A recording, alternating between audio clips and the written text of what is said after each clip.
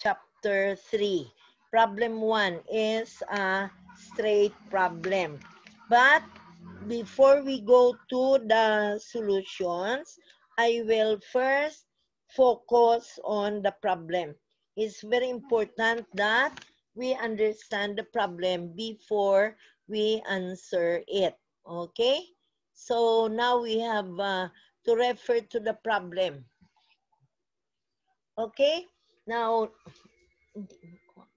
the problem now for number 1, 80% owned subsidiary cost model for the consolidated financial statements.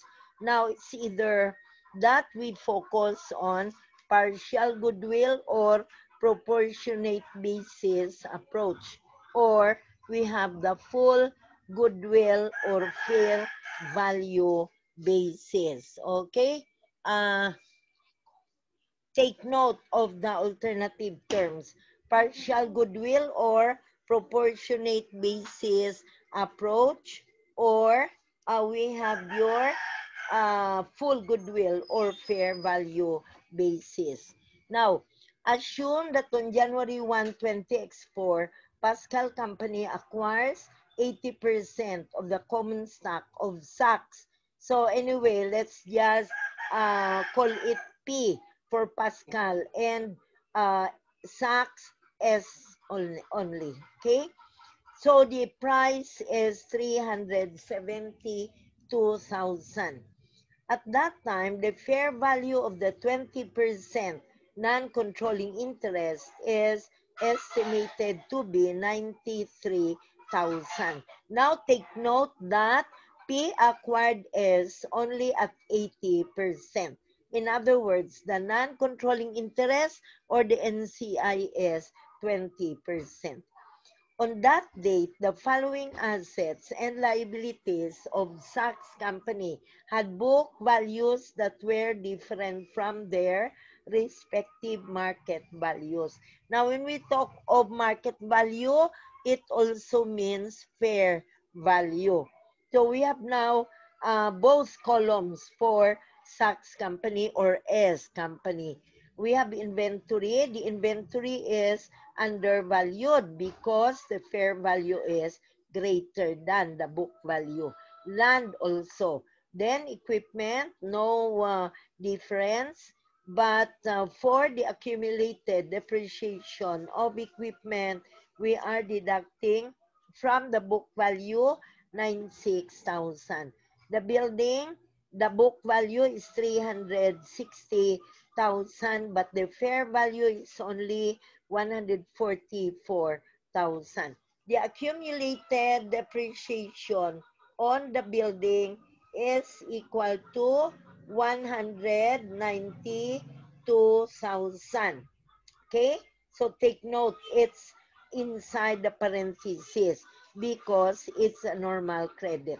Then we have the bonds payable for years, book value 120,000 and fair value only 115,200. So if you add the total book value and you add the total fair value, you can really see a difference. All other assets and liabilities had book values approximately equal to their respective fair values. Okay, so we have now on January 1, 20x4, the equipment and buildings had a remaining life of 8 and 4 years respectively. So bali ang equipment 8 years ang remaining life. Building only 4 years. Inventory is sold in 20x4 and FIFO inventory costing is used. Now we understand FIFO in cost accounting. First in, first out.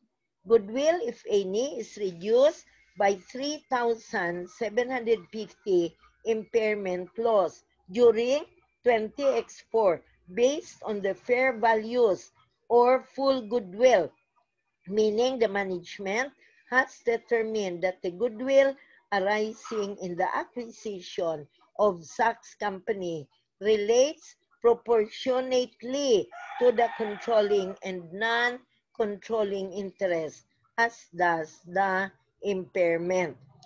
Trial balances for the companies for the year ended December 31, 2024 are as follows. So, bali year-end na niya after 1 year. We have now the two columns for Pascal and Sachs or P&S. We have now assets, cash, accounts receivable, inventory, land, equipment, buildings, investment in Sachs Company for 372.